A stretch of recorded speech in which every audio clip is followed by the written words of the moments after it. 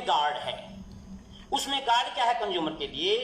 जब cereal crop की कोई भी समय में वैल्यू 50% बढ़ जाएगी तो सरकार इंटरफेयर करेगी।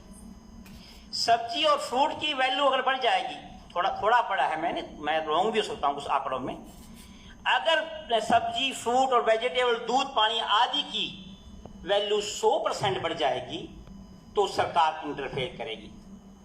तो मेरा किसान भी, तो ये किसान कभी भी, कोई भी किसान ऑर्गेनाइजेशन तीनों बिलों का विरोध नहीं कर रहा है। सिर्फ वो श्योरिटी मांग रहा है जो आपने कंज्यूमर को दी है। सिर्फ मैं वही मांग रहा हूं, अभी मुझे श्योरिटी दी जाए। भारत सरकार कह रही है एमएसपी नहीं जाएगा, माननीय प्रधानमंत्री कह रहा है, मुख्यमंत्री कह रहा है, हमें विश्वास करना चाहिए, लेकिन श्योरिटी मांग रहा है किसान। भाई मुझे तो श्योरिटी दे दो। रही बात सरदाना जी की, मैं सरदाना जी से पूछना चाहता हूं कि वेजिटेबल्स, फ्रूट्स जो हैं, ठीक है उगाओ, हमें क्या पड़ी, हम क्यों उगाएं, हमें वो भाव तो, हमें वो आमदनी तो मिले। ये सारी दुनिया पैसे की बात समझती है। अगर आपकी जेब में सब्जी बेचने से पैसा गेहूं और धान से आओगा तो बोले कुत्ते ने नहीं पाल रखा हूं मैं सब्जी और गेहूं और वो लगाऊंगा। तो इन चीजों पर ये सेफ गार्ड मांग रहे हैं। कोई अगर मान ले, क्यों आप किसान को अगर ये मिल गया कि भाई सब्जी लगाने में या दूध बेचने में या मछली पालन में या मुर्गी फार्म में पैसा ज्यादा है तो सरकार की एमएसपी कोई नहीं मांगेगा। क्या जरूरत है मांगने की एमएसपी? तो मैं हाथ जोड़ के निवेदन करता हूं, हम तीनों एक्ट के साथ खड़े हैं, सरकार के साथ काम करने के तैयार बैठे हैं।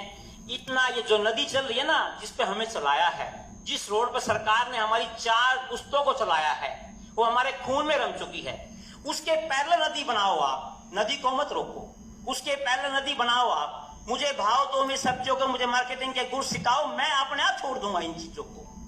प्लीज इस बात पर ध्यान दीजिए, क्योंकि बड़ी अभी मेरे सरदाना जी की बातों से ही 3 बातें विरोधाभासी हो गई। इनकी बातों से, इनके स्पीच के अंदर ही पहले ये कह रहे हैं अनाज रखने की जगह नहीं है, लास्ट में ये कहते हैं 30 साल के बाद कुछ नहीं रहेगा। मैं ये कहता हूं इसका मतलब वो कंपनियां सोच रही हैं 30 साल के बाद कुछ नहीं रहेगा, इन किसानों ने पहले पटा लो, इनसे जमीन छीन लो। तो मतलब मैं तो वो आपकी बात का जवाब दे रहा हूं सर, जो आप कह रहे हो 30 साल के बाद कुछ नहीं रहेगा और लैंड बढ़ेगी नहीं, लैंड घटने लग रही, ठीक है। तो मेरा रिक्वेस्ट है इस बात की ओर ध्यान दिया जाए, क्यों जीरी से किसान अपने आप निकल जाएगा अगर हमें दूसरी फसलों के अंदर ज्यादा मुनाफा दिखेगा। आज हॉर्टिकल्चर प्रदेश में 7% के आसपास है, 7.5 होगी, मेरा आंकड़ा बढ़ रहा है। आप कह रहे हैं 2023 तक 30% ले जाएंगे, 60% ले जाएंगे। पिछले दिनों माननीय मंत्री जी ने भी देखा है, माननीय मुख्यमंत्री जी ने देखा है, हमारे डीजी हॉर्टिकल्चर साहब जो काफी दिन रात किसानों के साथ काम लगे रहते हैं, इन्होंने भी देखा है टमाटर का क्या हाल हुआ था। अगर हॉर्टिकल्चर क्रॉप इस तरह से बढ़ेगी तो उसको खपाने के लिए भी जगह चाहिए, उसकी कंजप्शन भी चाहिए। और पुनीत जी से मैं सहमत हूं, कोई भी व्यापारी मुनाफे के लिए काम करता है, किसान की तरह चैरिटी के लिए काम नहीं करता, देश के लिए काम नहीं करता। पहले कंपनी के लिए काम करेगा, वो उसका मैनेजर कंपनी के लिए काम करेगा, देश के लिए काम करेगा। किसान देश के लिए काम कर रहा है, मैं सरप्लस कर दिया देश। तो मैं आपसे हाथ जोड़े कहता हूं, कोई विरोध नहीं कर रहा, कोई विरोध नहीं कर रहा। जब माननीय मंत्री जी, मुख्यमंत्री जी, प्रधानमंत्री जी कह रहे हैं एमएसपी खत्म नहीं होगी, जब लाला खूबी नू कह रहा है अगर मंगू ने 500 देने, मेरे मंगू भी कह रहा 500 देने मन है, फिर लिखत में की जवाब भाई बसाइन करने में क्या दिक्कत है? जब दोनों पार्टी मान रही है कि हमने 500 देने, किसान भी कह रहा 500 देने मन है, लाला भी कह रहा 500 लेने, फिर जब लेन देन पर दोनों सहमत हैं, इसको मूछ की लड़ाई न बना जाए।